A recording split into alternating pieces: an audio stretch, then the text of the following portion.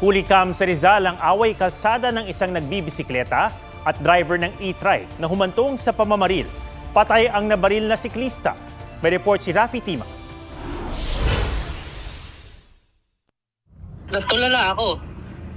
Ang sabi ko sa mga bata, yuko, pati ako napayuko.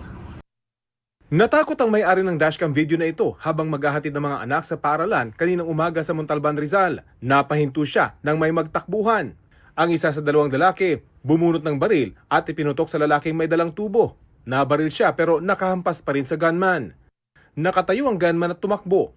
Dead on arrival sa ospital ang biktimang kinilalang si Toto Garcia.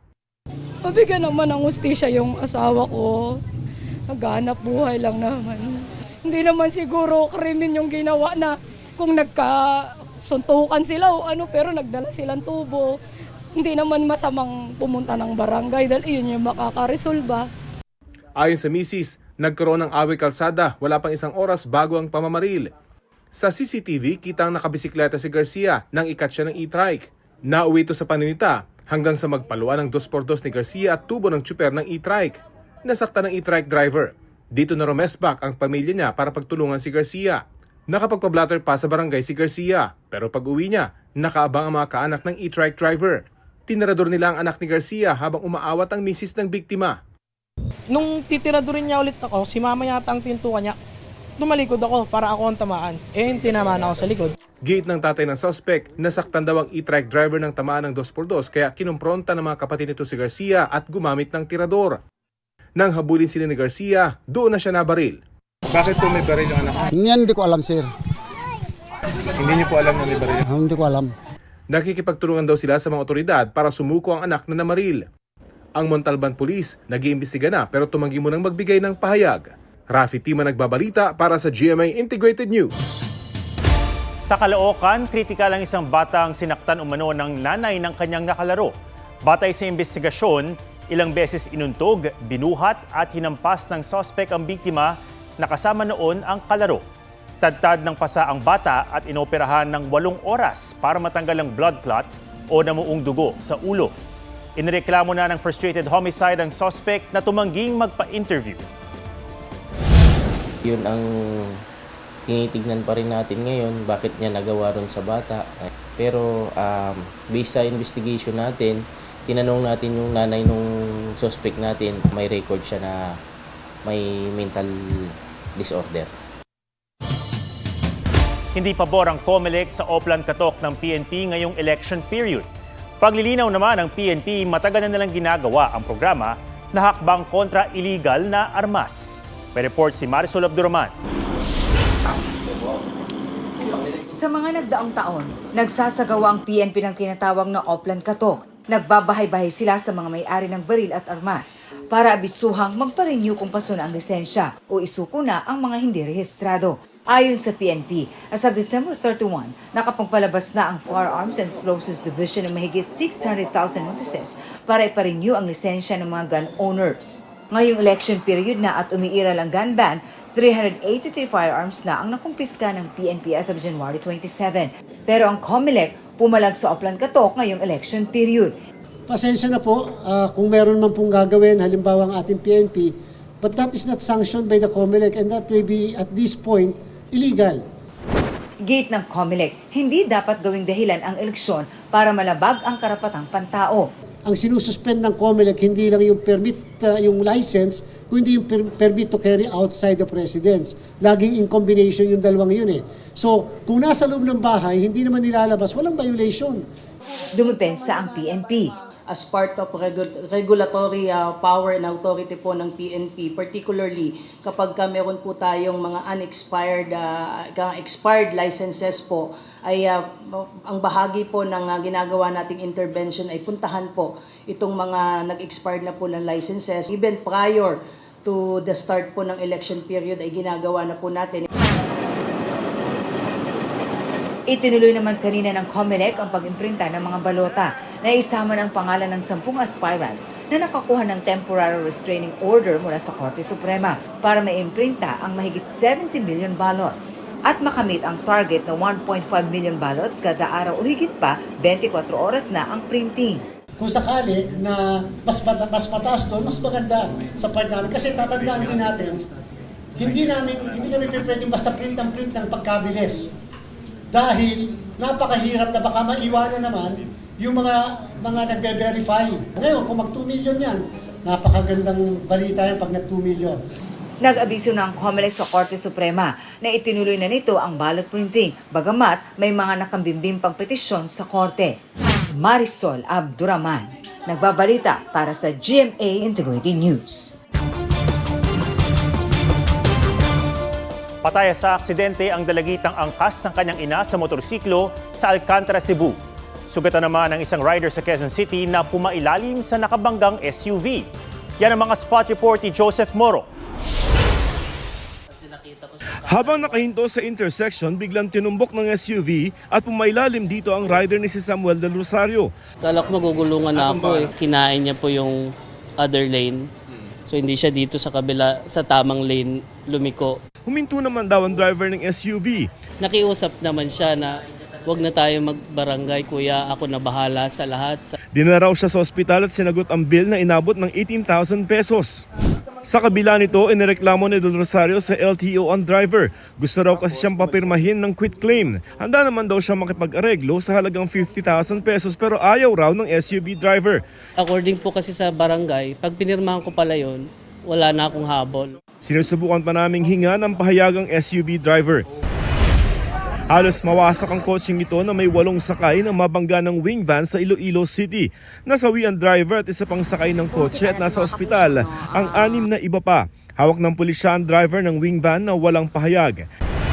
Sa Alcantara, Cebu, patay sa aksidente ang babaeng 12 taong gulang na angkas ng kanyang ina sa motorsiklo.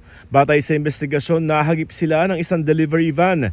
Tumila po ng biktima at tinamaan ng ulo. Sugatan ang nanay na rider. Nakakulong na ang driver ng delivery van na humingi ng tawad sa pamilya ng biktima. Joseph Morong, nagbabalita para sa GMA Integrated News. Ngayong araw binuksan sa publiko ang burol ng yumaong veteran actress at isa sa mga reyna ng Philippine showbiz na si Gloria Romero. Mula alas 9 ng umaga hanggang 1:00 ng hapon, pinayagang makadalaw ang fans na ang ilan ay naging emosyonal. May public viewing ulit bukas, parehong oras. Sa Miyerkules ang kanyang cremation. Patuloy rin ang pagdating ng kanyang mga mahal sa buhay at kasamahan sa showbiz, gaya ni Vilma Santos. Nakiramay rin si Barbie Forteza na kasama ni Romero sa ilang Kapuso series habang inalala siya ni Dingdong Dantes na nakasama niya sa pelikulang Moments of Love. Nagpaabot naman ng pakikiramay si Pangulong Bongbong Marcos. Nagkasama sila ni Romero sa Ferdinand Marcos Sr. biopic na iginuhit ng tadhana na ginampanan ni Romero si Imelda Marcos at as himself ang bata pa noong si Marcos Jr.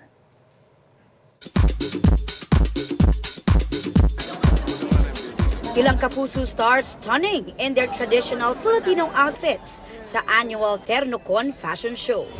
Single ni BTS Jungkook na 7, 80 weeks na sa global chart ng isang music streaming app. Taylor Swift at Travis Kelce, extra sweet sa American Football Conference Championship. Koponan ni Travis, aabante sa 2025 Super Bowl. Pinoy Big Brother mapapanood na sa GMA. Mga housemates sa bagong season, inanunsyo ni Kuya. Mga Kapuso stars mula sa Sparkle at kapamilya artists mula sa Star Magic. Para sa susunod na edisyon na tatawagin ko Pinoy Big Brother Celebrity Edition Collab. Wait! What? From Sparkle? And from Star Magic? Tama ba yung narinig ko, Kuya? Tama ka, Iya. At sa kauna-unahang pagkakataon, ay ipapalabas ito sa GMA. Oh my gosh! Nakakaiyak! Aubrey Carampel nagbabalita para sa GMA Integrated News. Muling kinilala ang galing ng Kapuso Show's personalities at hosts sa 7th Gawad La Sallaneta sa De La Salle Araneta University. Most Outstanding Male News Anchor si State of the Nation Anchor Atom Araulio. na itinanghal ding Hall of Famer bilang Most Outstanding Male Documentarist. Si 24 Oras anchor Mel Tiangco ang Most Outstanding Female News Anchor. Most Outstanding Male News Correspondent naman si JP Soriano. Most Outstanding Morning Show ang unang hirit, habang Most Outstanding Morning Show hosts ang UH Barkada na sina Arnold Clavio, Susan Enriquez, Shaira Diaz at Anjo Pertiera. Sa Public Affairs Most Outstanding Documentary ang Eyewitness. At ang isa sa host nitong si Howie Severino, ang Most Outstanding Male Documentarist. Most Outstanding Female Documentarist si Maki Pulido ng Reporter's Notebook. Hall of Famer din bilang Most Outstanding Female Documentarist si Cara David. At kapuso mo Jessica Soho bilang Most Outstanding Magazine Show. Most Outstanding Magazine Show host naman si Jessica Soho.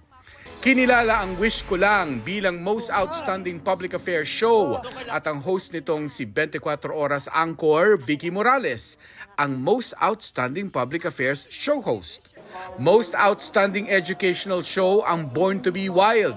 Panalo rin ang entertainment programs ng GMA, Most Outstanding Teleserye ang Pulang Araw, Most Outstanding Comedy Show ang Pepito Manaloto at Most Outstanding Comedian si Michael V. Most Outstanding Competition Show ang Family Feud, habang Most Outstanding Competition Show host si Kapuso Primetime King Dingdong Dantes. Sa radyo, Most Outstanding Digital Radio Station ng Super Radio DZBB, habang Most Outstanding Male FM DJ si Papa Dudut ng Barangay LS 97.1. Sa pelikula, si Kapuso actor at Asia's multimedia star Alden Richards ang Most Outstanding Film Actor para sa pelikulang Hello, Love Again na nagwagiring Most Outstanding Filipino Film. Habang Most Outstanding Brand Endorser si Kapuso Global Fashion Icon Heart Evangelista.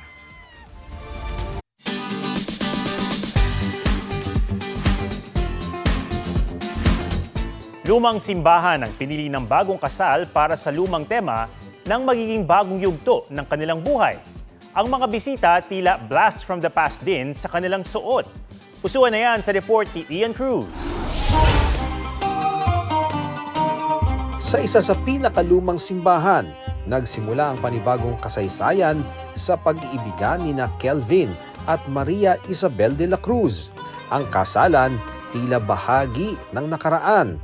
Nakiisa sa makalumang tema ang halos lahat ng bisita, suot ang kanilang barong at trahe de mestiza. Specifically, nare-request po namin na sana hindi modern na Filipina, which is yung Spanish era nga. Sinaga namin halos isa-isa sila. Pinaliwanagan namin. Pati po yung mga bisita, nilagay po kasi namin sa invitation namin yung mga dress code. Nagulat na lang po kami. Mga 99% po talaga nagsuot po ng ganun. Kaya nakakatuwa po. Sa paglabas ng bagong kasal sa simbahan, lulan sila ng kalesa at pumarada sa paligid ng makasaysayang Intramuros. Hindi biro ang paghahanda ng mag-asawa, lalo na sa mga gamit na mahirap nang matagpuan. Dagdag pa na malayo sa isa't isa, pero doon naman daw naramdaman ang bayanihan ng kanilang pamilya. Sulit naman dahil sa mismong kasal, hindi lang mga bisita ang tila nadala sa sinaunang panahon. Nagtataka sila kung anong meron. Karamihan sa mga tao, pumapalakpak sila, sumisigaw. Hindi sila makapaniwala na kasal talaga yung nangyayari. Ian Cruz nagbabalita para sa GMA Integrated News. Huwag magpahuli sa mga balitang dapat niyong malaman. Mag-subscribe na sa GMA Integrated News sa YouTube.